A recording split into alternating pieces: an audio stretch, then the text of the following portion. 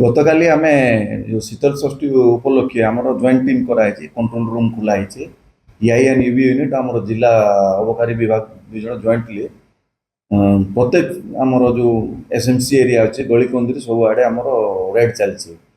ଯେହେତୁ ଶାନ୍ତି ଶୃଙ୍ଖଳା ଭାବରେ ଯେମିତି ଆମର ଶୀତଳ ଷଷ୍ଠୀର ସୁରୁଖୁରୁରେ ପାଳନ ହେବ, ନିଶାର ଯେମିତି କମିଯିବ, ନିଶାର କୌଣସି ଅବୈଧ ଚୋରା କାରବାର ହେବନି କିମ୍ବା ସେଲିଂ ହେବନି। ଏ ସମୟରେ ଆମେ ଗୋଟେ ଇନଫର୍ମେସନ୍ ପାଇଲୁ ଯେ ଆମର ଦେହୁରୀପାଲି ପ୍ରାଇମେରୀ ସ୍କୁଲ ଇନ୍ ଫ୍ରଣ୍ଟରେ ଆମର ବେଆଇନ ବ୍ରାଉନ୍ ସୁଗରର ବିକ୍ରି ବଟା ଚାଲିଛି। ସଡନ୍ ଆମର ଷ୍ଟାଫ୍ ଦୁଇ ଜଣ, ଆମର ଦୁଇ ଟିମ୍ ଷ୍ଟାଫ୍, ସେଠି ଦୁଇଟା ଟିମ୍ କରାହେଇଥିଲା। ଷ୍ଟାଫ୍ ଯାଇକରି ସେଠି ଘେରାଉ କଲା ସମୟରେ କଞ୍ଜ୍ୟୁମର 4 ଜଣ କଞ୍ଜ୍ୟୁମର ଅଟକ ରଖାହେଲା। ସେମାନଙ୍କ ପାଖରୁ କିଛି ବ୍ରାଉନ୍ ସୁଗର ପୁଡ଼ିଆ ମିଳିଲା। ତାଙ୍କୁ ଯେତେବେଳେ ଆମେ ଇଣ୍ଟ୍ରୋଗେସନ୍ କଲୁ, ଯେଉଁଠି ମେନ୍ ସେମାନେ କିଣାବିକା ଆଣିଥିଲେ, ମେନ୍ ଆମର ସୁମନ୍ତ ମୁଣ୍ଡା ଦେହରିପାଲିର, ତା ଘରେ ଆଉ ଥରେ ରେଡ୍ କଲା। ତା ପାଖରୁ ବି ଆମର ବ୍ରାଉନ୍ ସୁଗର ରିକଭରି ହେଲା। ସମୁଦାୟ ଆମର 242 ଗ୍ରାମ ବ୍ରାଉନ୍ ସୁଗର ରିକଭରି ହେଇଛି। 6,000 ଟଙ୍କା ସିଜ୍ ହେଇଛି, 4ଟା ମୋବାଇଲ ଫୋନ୍ ଏବଂ ଗୋଟେ ମୋଟର ସାଇକେଲ ସିଜ୍ ହେଇଛି।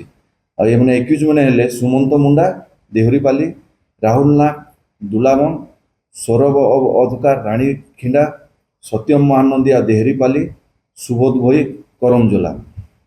ଏ ସମ୍ପର୍କରେ ଆମେ EIB ୟୁନିଟ୍ର 326/226 number case under section 21B ଅନୁସାରେ କେସ୍ ରୁଜୁ କରି ମୁଦଲାମାନଙ୍କୁ ଆଜି ଆମେ କୋର୍ଟ ଫରୱାର୍ଡ କରୁଛୁ। ଆନୁମାନିକ ମୂଲ୍ୟ କେତେ? ଏହାର ଆନୁମାନିକ ମୋର୍ ଦେନ୍ 24 crores, ମୋର୍ ଦେନ୍ 24 lakhs।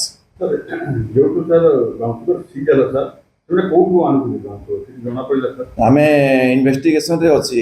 ତଥାପି ଯେଉଁ ମେନ୍ ଯେ ଆମର କଲପ୍ରିଟ୍ ଅଛି ସୁମନ୍ତ ମୁଣ୍ଡା, ତାକୁ ପଚାରରୁ ସେ କହିଲା ନାଇଁ ମୋ ଘରକୁ ଆଣି ଦିଅନ୍ତି ବାହାର ସାଇଡ୍ରୁ, ମୁଁ ଜାଣିନି ବୋଲି କହିଲା। କିନ୍ତୁ ତଥାପି ଆମର ଇନଭେଷ୍ଟିଗେସନ ଚାଲିଛି, ସେ ଲୋକ ପାଖକୁ ପହଞ୍ଚିବା ପାଇଁ ଚେଷ୍ଟା କରୁଛୁ। ଶୀତଳ ଷଷ୍ଠୀ ଯାତ୍ରା ପାଇଁ ଏନ୍ତା କି ଆସିଥିଲା ବୋଲି ଏନ୍ତା ଅନୁମାନ କରବା? ନାଇଁ, ଆଗରୁ ବି ହେଉଛି, କିନ୍ତୁ ଏଇ ଯେଉଁ ଏତେ ମାନେ ହ୍ୟୁଜ୍ କ୍ୱାଣ୍ଟିଟିର ମେନଲି ଏମାନେ ଫୋକସ୍ ରଖିକିରି ଆମର ଶୀତଳ ଷଷ୍ଠୀ ନୁହେଁ, ଫୋକସ୍ ରଖିକିରି ଏମାନେ କାରବାର କରୁଛନ୍ତି। ଆଗରୁ ବି ତାର ନାଁରେ କିଛି କେସ୍ ଅଛି କି ବାଉନ୍ସର ଚାଲିଛି, ଇନଭେଷ୍ଟିଗେସନ ଚାଲିଛି, ତାର କେସ୍ ରେକର୍ଡ ଫକର୍ଡ ସବୁ ତଦନ୍ତ ଚାଲିଛି। ପୁଲିସରୁ ବି ମଗାଯିବ, ଆମ ସାଇଟ୍ରୁ ବି ଆମର ଯେତିକି ୟୁନିଟ୍ ଅଛି ମଗା ଚାଲିଛି। ସେ